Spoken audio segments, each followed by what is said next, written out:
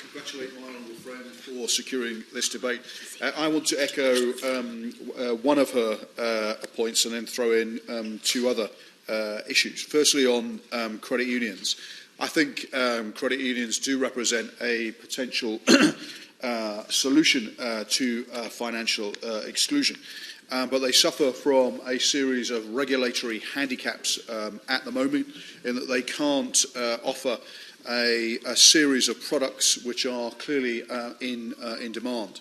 They can't offer services around car lending, around insurance, around credit cards, and they can't also often offer services to small businesses. And it would be helpful to hear from the Minister what action the government is going to take to sort out the problems that I know that he is familiar with in this area. Credit unions have been lobbying for some time for changes, for legislative changes in this area, and to get a more sympathetic regulator.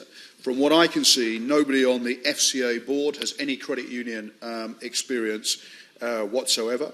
There was someone in the past, but there doesn't seem to be anybody with any awareness of credit unions, and that may explain why the FCA has interpreted the Credit Union Act in a particularly restrictive way to date.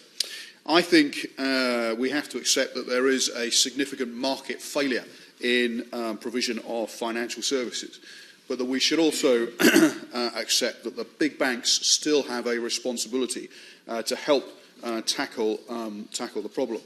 I think they should be held to account to who they're lending for and what districts they're lending for.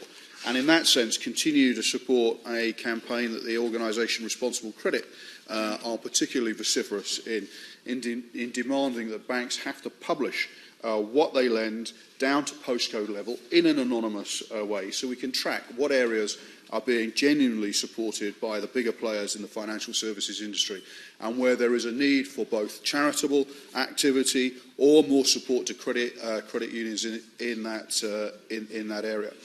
Lastly, I would just say what you are deluged with if you are looking for financial services products in both in media terms, in advertising terms, is services offered by the big banks or the payday lenders.